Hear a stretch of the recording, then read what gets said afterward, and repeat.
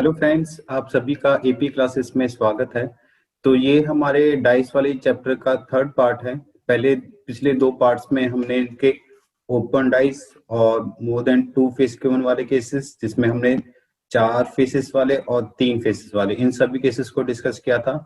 आज इस वाले पार्ट में हम जो बचे हुए 2 पार्ट हैं, जिसमें कि आपको 2 फेस गिवन होते हैं या सिर्फ एक ही फेस गिवन हो, उस तरह की टाइप को कवर करेंगे और साथ के साथ कुछ पुराने क्वेश्चनों को भी डिस्कस करेंगे। ठीक है। और जो लोग हमारी इस वीडियो को पहली बार देख रहे हैं, तो मैं उनसे रिक्वेस्ट करूंगा कि वो हमारी जो इसकी पिछली वाली वीडियो है उनको जाके देखें, ताकि इनको ये वाला पार्ट अच्छे से समझ आ सके। ठीक है, तो चलिए स्टार्ट करते हैं हमारे डाइस का पार्ट 3।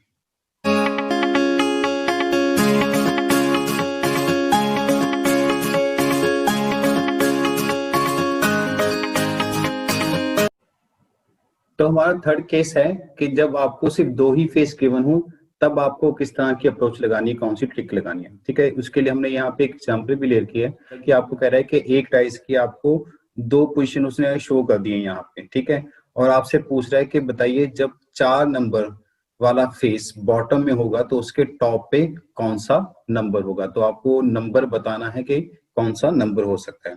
तो अगर आपको याद हो, हमने पिछली वीडियो में भी इस चीज को डिस्कस किया था कि जब हमने 3 पोजीशन वाला केस लिया था, तब भी मैंने आपको ये ट्रिक बताई थी और मैंने कहा था कि जो 2 फेस वाली होगी उसमें भी ये ट्रिक लगेगी। तो मैं आपको ये दोबारा एक बार और से समझाता हूँ कि वो ट्रिक क्या थी।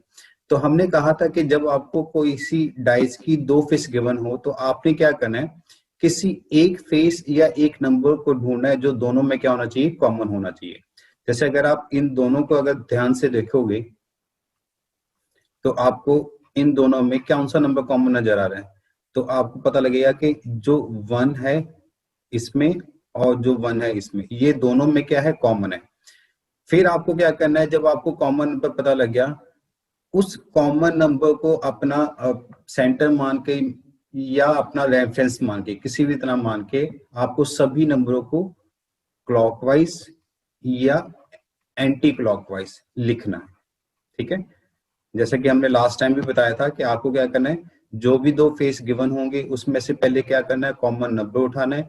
फिर इस कॉमन नंबर को रेफरेंस मान के क्लॉकवाइज और एंटी क्लॉकवाइज सभी नंबर को लिख रहे हैं। कैसे, देखिए, जैसे अगर मैं पहले इस वाले की लिख रहा हूँ, तो इसमें मेरा रेफरेंस नंबर क्या हो गया, 1, और यहां से मैंने क्या लिखने है, सभी नंबर क्लॉकवाइज। तो क्लॉकवाइज कैसे लिखे जाएंगे, अगर मैं यहां से ऐसे मूव करूं तो वो हो जाएगा 1 के बाद क्या आएगा 2 और उसके बाद क्या आ जाएगा 3।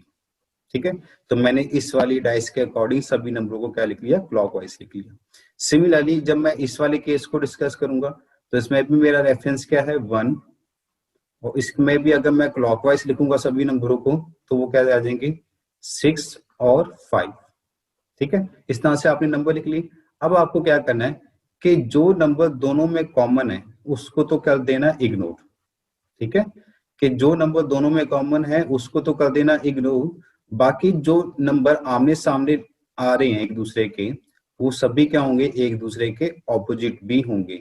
तो हम कहेंगे यहां से कि 2 के ऑपोजिट क्या आएगा, 6, और 3 के में क्या आएगा, 5। तो बचा क्या, 1 एंड 4। तो आपसे पूछा गया, क्या गया था, कि आपको ये पूछा गया था कि जब 4 बॉटम पे होगा तो उसके टॉप पे कौन सा नंबर होगा। तो हमें ये पता लग गया कि भाई 4 के ऑपोजिट में क्या आएगा, 1। तो हमारा आंसर क्या हो जाएगा, 1। ठीक है, ये तो बात हुई जब आपको क्लॉकवाइज करना है। आप इसको एंटी क्लॉकवाइज भी लगा सकते हो। कैसे, जैसे देखिए कि मैं इन्हीं 2 पोजिशन को दोबारा ले रहा हूं। अब सेम आपको क्या करना है, दोनों में कॉमन नंबर उठाना है। तो वो दोनों में कॉमन नंबर क्या है, 1। अब इससे मैं क्लॉकवाइज की बजाय अगर मैं एंटी क्लॉकवाइज लिखूं, तब भी मेरा आंसर क्या आएगा, सेम ही आएगा। कैसे, जैसे पहले मैं इसके एंटी क्लॉकवाइज लिख रहा हूँ सभी नंबरों को, तो एंटी क्लॉकवाइज कैसे रहेगी मूवमेंट, इस तरह से। तो पहले क्या आएगा, 1, फिर आएगा आपका 3, और फिर क्या आएगा आपका 2। फिर जब मैं इससे लिखूंगा एंटी क्लॉकवाइज, तो वो कैसे लिखे जाएंगे, कि इसके हिसाब से 1 आपका रेफरेंस आ गया, फिर आएगा 5, और फिर क्या आएगा आपका 6। ठीक है, अब इसमें से जो कॉमन था वो तो आपको क्या करना है, वो तो आपको इग्नोर करना है। तो ये इग्नोर कर दिए, तो इसके हिसाब से यहाँ से क्या आ गया, 3 के 5 और 2 के 6। तो देखिए अगर आपने यहाँ भी तो ये निकाला 3 के 5 निकाला था, 2 के 6 निकाला था, तो यहाँ से भी हमारे क्या ऑपोजिट आए, 1 के 3 के 5 और 2 के क्या आया 6, तो ऑब्वियसली आपका 1 के ऑपोजिट में क्या आ जाएगा 4। तो यहाँ भी हमारा आंसर क्या आ रहा है 1 ही आ रहा है। ठीक है, तो अगर आपको दो ही फेस गिवन हो तो आपको सेम अप्रोच लगानी है, और अगर आप 3 वाली फेस में भी आप ये लगा सकते हो, और उसके लिए मैंने आपको एक और एक्स्ट्रा बताई थी, वो वहां पे आप जाके देख सकते हो। ठीक है, तो जब भी 2 वाली होगी उसमें यही करना है, सबसे पहले कॉमन नंबर को उठाना है, कॉमन नंबर से या तो आप क्लॉकवाइज लिख सकते हो या फिर आप एंटी क्लॉकवाइज लिख सकते हो। ठीक है, कोई दोनों में से कोई एक लगाना है, और फिर आपको क्या करना है, जो नंबर दोनों में कॉमन होगा वो इग्नोर कर देना, बाकी जो नंबर आमने सामने आएंगे वो एक दूसरे के होंगे, ऑपोजिट होंगे, उस हिसाब से आपके जो तीनों पेयर हैं वो अच्छी तरह से आ जाएंगे, और फिर आपसे जो भी क्वेश्चन पूछा जाएगा आप उसका आंसर आसानी से दे सकते हो। ठीक है, आई होप कि आपको ये चीज अच्छे से समझ आ गई होगी, अगर नहीं आई हो तो आप दोबारा से इसको रिपीट करके दे सकते हो। ठीक है, अब चलिए हमने इसके ऊपर एक क्वेश्चन कर लेते हैं ताकि ये चीज आपको अच्छे से और समझ आ जाए। अब हमने उसी कंसेप्ट पे यहाँ पे एक क्वेश्चन लिया है। यहाँ पे क्वेश्चन आपको क्या कह रहा है, a dice is rolled twice and the two positions are shown in the figure below। मतलब कि कह रहा है कि एक डाइस को 2 बार रोल किया गया और वो 2 जो बार रोल करने के बाद जो पोजीशन दिखाई दे रही है वो आपको यहाँ पे शो की गई है फिगर्स में। ठीक है, अब कह रहा है कि what is the number of dots at the bottom face when the dice is in the position number 1। तो आपसे ये पूछ रहा है कि बताइए कितने डॉट्स आपके बॉटम वाले फेस में होंगे जब आपकी जो डाइस है वो इस वाली पोजीशन मतलब कि नंबर 1 वाली पोजीशन पे होगी। अब इसका मतलब यानी कि ये कह रहा है कि देखो इसके टॉप पे कितने हैं, 2 डॉट्स हैं, तो यानी कि आपको इनडायरेक्टली आपको ये पूछ रहा है कि बताइए 2 के ऑपोजिट में कौन सा वाला नंबर आएगा, वो ये पूछ रहा है। ठीक है, तो देखिए अब इस तरह के क्वेश्चनों को आपको कैसे करना है, हमने क्या बताया आपको कि आपको क्या करना है, दोनों फेस में से जो भी नंबर कॉमन होगा उसको सिलेक्ट करना है। तो ध्यान से देखो इन दोनों में क्या कॉमन है, तो आपको पता लगेगा कि इसमें भी 2 डॉट्स वाला और इसमें भी 2 डॉट्स वाला, ये वाला फेस इन दोनों में क्या है कॉमन है। तो अब हम क्या करेंगे, जो फेस दोनों में कॉमन है उसको रेफरेंस मान के सभी नंबर को क्लॉकवाइज या एंटी क्लॉकवाइज लिखेंगे। तो इसमें मैं क्लॉकवाइज वाला कंसेप्ट लगा रहा हूँ, तो पहले इस वाले के रेफरेंस से लिखूंगा। तो इस वाले के रेफरेंस से जब मैं क्लॉकवाइज लिखूंगा नंबर तो वो क्या आएंगे 2, 4 एंड 3। ठीक है, इस वाले के हिसाब से लिख लिए, अब मैं इस वाले के हिसाब से लिख लेता हूँ। तो इसका क्लॉकवाइज कैसे रहेगा, ऐसे, तो पहले क्या आएगा 2, फिर क्या आएगा 1 और फिर क्या आएगा 5। अब इसके बाद हम क्या करते थे, जो नंबर दोनों में कॉमन था उसको क्या कर देते थे इग्नोर, इग्नोर कर दिया। अब बचे क्या यहाँ से 4 एंड 1 एंड 3 एंड 5। तो हम कहेंगे कि भाई 4 के ऑपोजिट में क्या होगा 1 और 3 के ऑपोजिट में क्या होगा आपका 5, और इसी तरह से फिर 2 के ऑपोजिट में क्या बचेगा, ऑब्वियसली बात है क्या आएगा 6। तो हमसे ये तो पूछा गया था कि भाई बताइए इस वाली पोजीशन के हिसाब से बॉटम पे क्या होगा, तो टॉप पे क्या था 2, तो 2 के बॉटम पे आएगा 6, तो 6 हमारा कौन सा ऑप्शन है, ऑप्शन नंबर सी, तो सी हमारा क्या हो जाएगा राइट आंसर। ठीक है, आप इसमें एंटी क्लॉकवाइज भी लगा सकते हो, अब आप खुद से वो लगा के देखिएगा कि आपका आंसर सेम आता है कि नहीं। पर जब भी आपको 2 क्वेश्चन वाला क्वेश्चन पूछा जाएगा उसमें आपको यही कंसेप्ट लगाना है। ठीक है, आई होप कि अब ये कंसेप्ट आपको अच्छे से समझ आ चुका होगा और आप इसका क्वेश्चन आप कभी भी गलत नहीं करोगे। ठीक है, अगर किसी को अभी भी डाउट आ रहा हो तो वो दोबारा प्ले करके देख सकता है वीडियो को। ठीक है, तो चलिए अब हम इसके नेक्स्ट पार्ट पे चलते हैं। अब जो हमारा जो टाइप 4 है वो बिल्कुल हमारे इस डाइस वाले चैप्टर की सबसे लास्ट टाइप है। अब ये क्या क्वेश्चन बनता है, ये तब बनता है जब आपको सिर्फ एक ही फेस गिवन हो, मतलब कि डाइस का सिर्फ एक ही फेस गिवन होगा और उसके बेसिस पे आपको क्वेश्चन पूछे जाएंगे। ठीक है, तो वो कैसे करने होते हैं, उससे पहले मैं आपको ये बताना चाहता हूँ कि जो आपकी डाइस होती है वो 2 टाइप की होती है, एक होती है स्टैंडर्ड और एक होती है जनरल। ठीक है, अब इन दोनों में क्या क्या डिफरेंस होता है वो यहाँ पे हमने बताया गया है कि कह रहे हैं स्टैंडर्ड डाइस का क्या होता है, ये sum of digit of opposite faces will be 7। मतलब कि कह रहे हैं कि जो स्टैंडर्ड डाइस होती है उसकी पहचान क्या होती है कि जो उसके ऑपोजिट फेसेस होते हैं, ठीक है, जो भी उसके ऑपोजिट फेसेस होंगे उनका सम जो होगा डिजिट का वो कितना होगा 7 होगा। कैसे, अगर मान लीजिए यहाँ पे टॉप पे क्या है 3 है, तो 3 के बॉटम पे हम क्या कहेंगे 4 होगा। अगर मान लीजिए यहाँ पे क्या है 2 है, तो 2 के उस वाली साइड पे क्या होगा, 5 होगा। और सिमिलरली अगर यहाँ पे क्या है, 1 है, तो 1 के ऑपोजिट में उस तरफ क्या होगा, 6 होगा। यानी कि कहने का मतलब ये हो गया कि उसके दोनों ऑपोजिट फेसेस का सम कितना होना चाहिए, 7 होना चाहिए। तो इस हिसाब से 3 के ऑपोजिट में क्या होगा हमेशा, 4, तभी उनका सम कितना बनेगा, 7।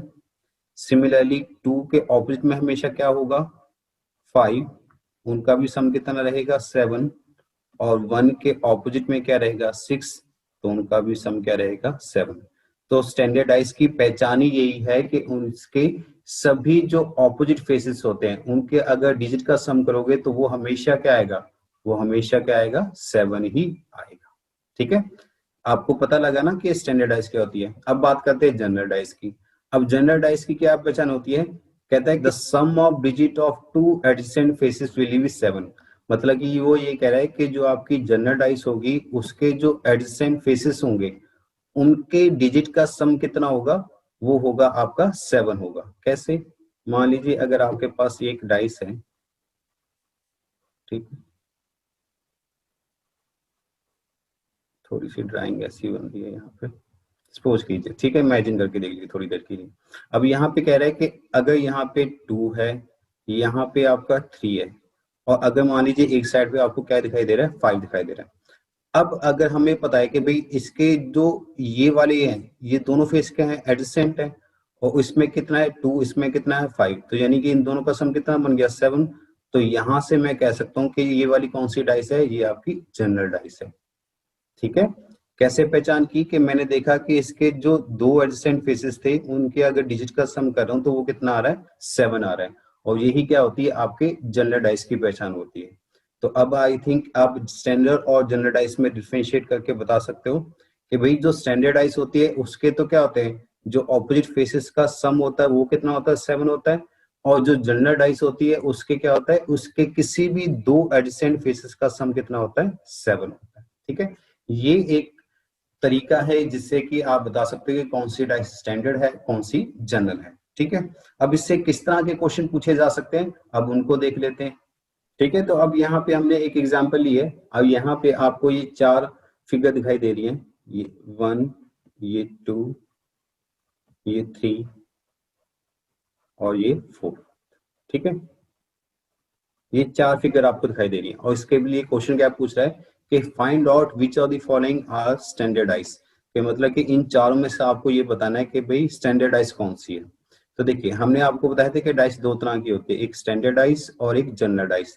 तो स्टैंडर्डाइज के लिए हमने क्या बताया था कि उसके जो ऑपोजिट फेसेस होते हैं उनका सम कितना होता है, 7 होता है। और जो जनरलाइज थी उसका हमने क्या बताया था कि जो उसके किसी भी दो एडजेसेंट फेसेस का सम कितना होता है, उनका सम कितना होता है, 7 होता है। तो आपको इन चारों में से बताने की कौन सी स्टैंडर्डाइज है। तो जैसे पहले मैं इसको चेक कर रहा हूं तो उसमें क्या नंबर दिखाई दे रहा है मुझे, 3, 4, 5। अब देखिए इन दोनों का जो सम है वो कितना बन रहा है, 7। और ये दोनों क्या है, एडसेंट है। तो एडसेंट है तो मतलब कि ये कौन सी डाइस हो जाएगी, ये जनरल डाइस हो जाएगी। तो यानी कि आपको तो बताना है स्टैंडर्डाइज, तो यानी कि ये मेरा आंसर नहीं हो सकता। ठीक है, अब जब मैं दूसरी वाली फिगर देखी तो इसमें मुझे क्या नंबर दिखाई दे रहे हैं, 1, 2, 5। तो मुझे पता है कि 2 और 5 इन दोनों का सम कितना बनेगा, 7। और ये दोनों ही फेसेस क्या है, एडसेंट, तो मतलब कि ये भी कौन सी है, आपकी जनरल डाइस है। तो यानी कि ये भी नहीं हो सकता। फिर इस वाली फिगर में आपको क्या नंबर दिखाई दे रहे हैं, 6, 3, 1। तो मुझे पता है कि 6 और 1 इनका सम भी कितना बनेगा, 7। तो मतलब कि ये भी मेरी क्या होगी, जनरल डाइस। अब बची क्या, फोर्थ, इसमें क्या नंबर दिखाई दे रहे हैं, 1, 2, 3। तो मुझे पता है कि इनमें से किसी भी दो जो फेस हैं उनके डिजिट का अगर मैं सम करूंगा तो वो 7 नहीं बन रहा है। तो ऑब्वियस सी बात है कि इनमें से ये ही वाली मेरी क्या होगी, ये मेरी स्टैंडर्डाइज होगी। ठीक है, ये मेरी क्या होगी, स्टैंडर्डाइज होगी। क्यों, क्योंकि इसके किसी भी दो एडजेसेंट फेसेस के डिजिट का सम 7 नहीं बन रहा है। तो जो भी मेरा आंसर क्या हो जाएगा, फोर्थ ऑप्शन। ठीक है, तो इस तरह से भी आपको क्वेश्चन पूछ सकता है। और कैसे पूछ सकता है, उसके भी टाइप के हम क्वेश्चन देख लेते हैं। और यहाँ पे हमने एक और क्वेश्चन लिया है और यहाँ पे आपसे पूछता है कि what number will be opposite to 4। मतलब कि ये कह रहा है कि जिस भी फेस पे 4 लिखा होगा उसके ऑपोजिट में कौन सा वाला नंबर होगा। तो उसके लिए पहले आपको ये पता करना होगा कि ये वाली आपकी स्टैंडर्डाइज है कि जनरलाइज है। तो देखिए पहले इसको ध्यान से देखिए, इसके जो फेसेस हैं उस पर क्या क्या नंबर दिखाई दे रहे हैं। तो आपको 1 2 3, तो किसी भी दो फेस के डिजिट को अगर सम करोगे तो मतलब कि वो कितना नहीं आ रहा है, वो 7 नहीं आ रहा है। तो अगर 7 नहीं आ रहा है तो डेट मीन्स कि ये मेरी क्या है, जनरलाइज नहीं है, ये मेरी कौन सी है, स्टैंडर्डाइज है। ठीक है, कि ये मेरी कौन सी डाइस है, स्टैंडर्डाइज। ये कैसे पता लगा कि मैंने किसी भी दो एडसेंट फेसेस के डिजिट का सम करके देखा और वो किसी का भी सम 7 नहीं आया, तो मतलब कि ये मेरी कौन सी है, स्टैंडर्डाइज है। अब स्टैंडर्डाइज है तो स्टैंडर्डाइज में तो सब चीजें क्या होती हैं, स्टैंडर्ड होती हैं। कैसे, हमने कहा था कि उसके जो ऑपोजिट फेसेस के डिजिट का सम होता है वो कितना होता है, 7। तो 1 के क्या आता है, 6, 2 के क्या आता है, 5, और 3 के क्या आता है, 4। और आपसे क्या पूछा गया, आपसे यही तो पूछा गया कि 4 के ऑपोजिट में क्या होगा। तो हमें पता है भी 4 के ऑपोजिट में स्टैंडर्डाइज में क्या होता है, 3। तो इस हिसाब से हमारा ऑप्शन भी क्या आ जाएगा, सी, मतलब कि थर्ड।